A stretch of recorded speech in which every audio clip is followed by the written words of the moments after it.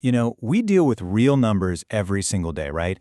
They count our money, they measure our height, they make sense.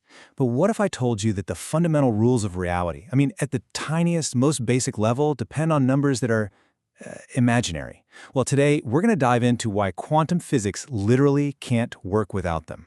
See, in the physics of our everyday world, planets orbiting the sun, a ball dropping to the ground, complex numbers are, well, they're a handy shortcut, but you don't need them. The rules work just fine with regular old real numbers. But this quote gets to the heart of it. The second you zoom way, way down to the quantum level, everything changes. All of a sudden, this bizarre number I, the square root of -1, is just everywhere. It's baked into the system. And that's the big question for this explainer. Why? Why is the theory that describes the very fabric of our universe built on a number that we literally call imaginary? It sounds like a paradox, but the answer tells us something truly profound about the nature of reality itself. All right, so to really get how deep this rabbit hole goes, we've got to look at the foundational equations of quantum mechanics. This isn't just some weird little detail tucked away in a corner, it is front and center.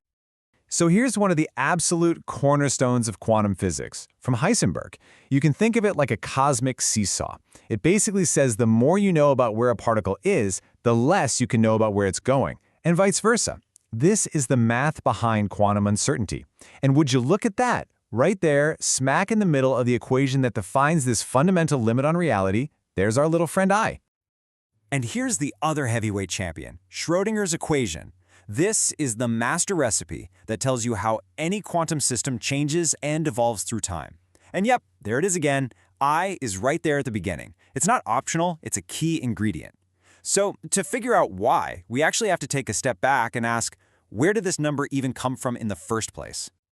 To crack this quantum code, we got to take a quick detour, a trip back in time to understand the origin story of these so-called imaginary numbers. And trust me, it's not what you think.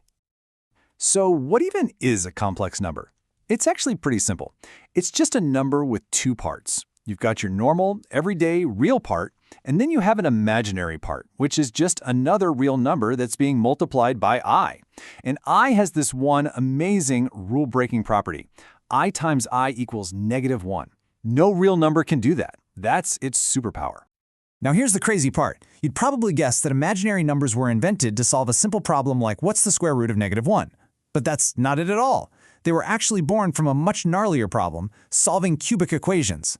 Back in the 1500s, guys like Cardano and Bombelli figured out that to get real-world answers for some of these equations, they had to go on this weird detour through the square root of negative numbers. It was a tool, a necessary step to get back to reality. And this is where it all clicks. The Argand diagram, or the complex plane. This gives us a way to actually see these numbers. Instead of just a symbol, I, we can think of numbers as having two dimensions. The horizontal line is for real numbers, and the vertical line is for imaginary numbers. All of a sudden, a complex number isn't some abstract idea anymore. It's a point on a map. It has a real location. Okay, so we've got the history lesson. Now we're ready for our first huge clue in this mystery. And it comes from looking at something very familiar. Waves in the classical world, the world we see and touch every day. A classical wave, think of a beam of light or a ripple in a pond, is a totally real thing. You can measure its height or its strength at any point and you'll get a single real number. We can describe it perfectly with a nice, simple cosine function. No I anywhere in sight. But, mathematicians love a good shortcut. Using this incredible piece of math called Euler's formula, we can take that simple, real wave and cleverly break it into two complex parts. You can think of them as two little arrows spinning in opposite directions on our complex map. One spins with a positive frequency and the other with a negative frequency. Now, this is the crucial part. For a classical, real-world wave, those two spinning parts have to be there in equal measure. They are perfect mirror images of each other. And because they're perfectly balanced, all their imaginary bits cancel each other out completely, leaving you with just a plain old real number. In this world, the complex numbers are just a convenient trick, not a necessity. And right here, this is where we get to the heart of it. Because when we step into the quantum realm, that perfect classical balance gets completely and utterly shattered. Let's see how. So the quantum world has this one non-negotiable rule. A single particle, say an electron just zipping through space, must have positive energy. Its energy can never dip below zero. Now, that might sound kinda obvious, but it turns out to have absolutely massive consequences for our story. The next piece of the puzzle comes from this famous relation from Einstein and Planck. It links a particle's energy directly to its frequency. They're basically two sides of the same coin. So, if the energy has to be positive, well then it follows that the frequency of its wave also has to be positive. And boom, there it is. That's the whole shebang right there. A classical wave has both the positive and negative frequency parts, perfectly balanced so the imaginary bits cancel out and you get a real number. But a quantum particle, because of that positive energy rule, is forbidden from having the negative frequency part. It's only got one of the two spinning arrows. And without its balancing partner, the imaginary part can't be canceled. The wave function is, by necessity, fundamentally complex. Let's just let that sink in. Using I in quantum mechanics isn't some fancy choice mathematicians made. It's not a trick or a shortcut. It is a direct mathematical consequence of a hard physical rule of our universe: particles have to have positive energy. The math has no other choice. It must be complex to describe reality. Okay, so we've nailed down the why from a math perspective. But what does it all mean?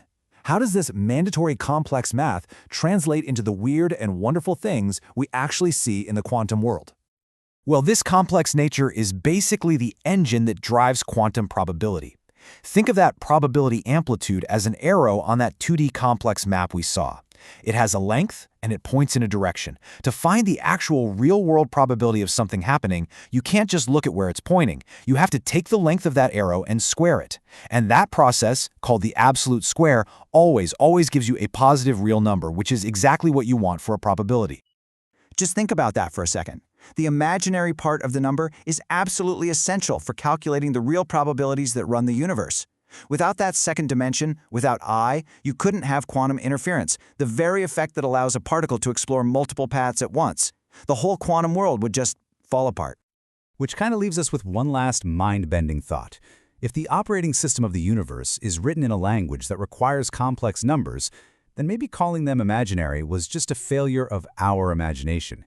Maybe these numbers are just as real as any others, and we're just now starting to appreciate the kind of reality they describe.